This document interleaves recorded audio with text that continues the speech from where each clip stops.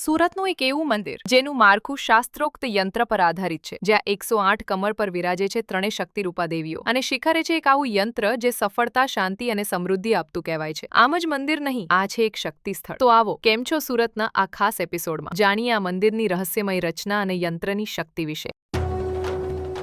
આપણું આ મંદિર છે તે શ્રીયંત્રને આધારિત છે. 1974માં આ મંદિરની શ્રીદેવી મંડળ ટ્રસ્ટની રચના થઈ હતી અને 1985માં આ જે નાના લક્ષ્મીજી છે તે દલિત લક્ષ્મીજીની મૂર્તિ છે જે બાળ સ્વરૂપ છે. એની 1985માં ઉપરના ભાગમાં એની પૂજા શરૂ થયેલી હતી અને મેઇન મંદિર જે છે એની તો 1995માં સ્થાપના થયેલી છે.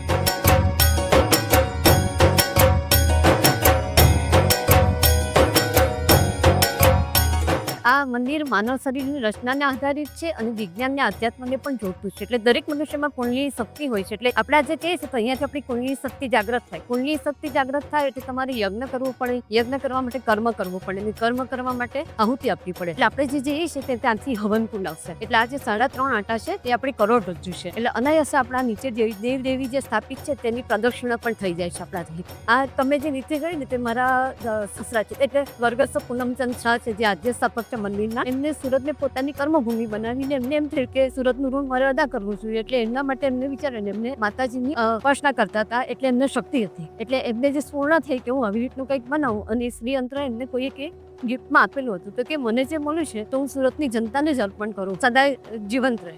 ઇન્ફ્રાસ્ટ્રક્ચર કે કામ છે કે ઈંટો છે કે બધું એટલું નહીં હતું. તો મંદિરની રચના શેનાથી થઈ છે? ઈંટ, સિમેન્ટ ને બધી ઈંટ, સિમેન્ટ, રેતીથી જ થયેલી છે. ઈંટ ને સિમેન્ટ ને બધું જ છે. રચના એ રીતે થયેલી છે. એટલે એ જે બધી ડિટેલ્સ તમને છે ને કે બધી ડિટેલ્સ આપણે અત્યારના મેઇન વસ્તુ શું છે કે આટલી જ વસ્તુ તમે મૂકશો ને તો હમણાં અમે નવા મૂકેલું ને તે રીતે ઘણી પબ્લિક આપીશ. આ હવન કુંડ છે, તેનું નામ છે ભવામભરી હવન કુંડ છે. હવે એની પૂર્વમાં છે બ્રહ્મા, વિષ્ણુ ને મહેશ છે. બ્રહ્માજીની મૂર્તિ પણ સુરતમાં ક્યાંય નહીં જોવા મળે તમને. હવન કુંડની દક્ષિણ દિશામાં 108 કમળની પાંદડી પર એક જ આસન પર બિરાજમાન છે શ્રી રાજરાજેશ્વરી લલિતા ત્રિપુરા સુંદરી, જે મહાકાળી, મહાલક્ષ્મી ને મહા સરસ્વતી છે. એની 4 દિશામાં 4 દિક્પાલ છે. વરુણ છે, કુબેર છે, ઇન્દ્ર છે અને યમ છે. યમનું પણ સુરતમાં ક્યાંય મંદિર નથી. એટલે આ 4 દિક્પાલો એની રક્ષા કરે છે. અને આ જે 12 થાંભલા છે તે 12 રાશિના 12 થાંભલા છે. દક્ષિણ દિશામાં મૂર્તિ એટલા માટે છે કે જે સુરતની જ્યારે આ મંદિરની સ્થાપના થઈ ને ત્યારે સુરતનો આટલો વિકાસ નહીં હતો. એટલે દક્ષિણ દિશામાં માતાજી સુરતને આશીર્વાદ આપવા માટે દક્ષિણ દિશામાં છે માતાજીની મૂર્તિ. સુરતમાં આપણું નાગનું મંદિર પણ એક જ છે અને આ નાગ મંદિર જે છે તે એક જ પિલર પર છે જે ઉપર 3 માતાઓ પાસે જાય છે તે. એટલે નાગ મંદિર આપણા સમસ્ત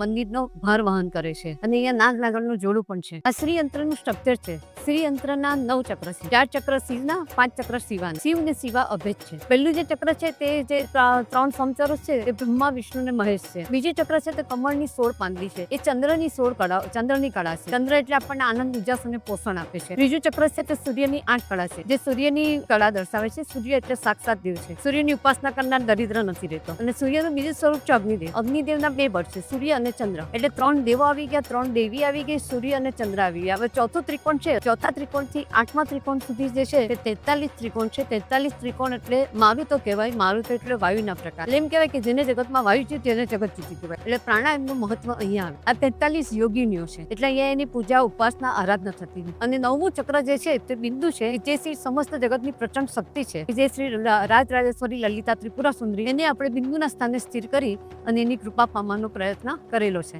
એટલે અદ્વિતીય અને અલૌકિક મંદિર છે અને સનાતન ધર્મનું એક ધર્મ મંદિર. અને શ્રી એટલે જગતની માતા છે. શ્રી એટલે લલિતા અંબાનું સ્વરૂપ છે અને શ્રી એટલે મહાદેવની 10 વિદ્યાઓમાંની એક વિદ્યા છે. એટલે શ્રી યંત્રની પ્રદક્ષિણા તમે કરો તો ઓમ શ્રી મહાલક્ષ્મી નમઃ મંત્ર બોલતા કરો એટલે તમને અશ્વમેઘ યજ્ઞનું ફળ મળે, પાપનો નાશ થાય અને મનને શાંતિ મળે. એટલે વિશ્વમાં 1 નંબરનું મંદિર છે કે જે અદ્વિતીય અને અલૌકિક છે.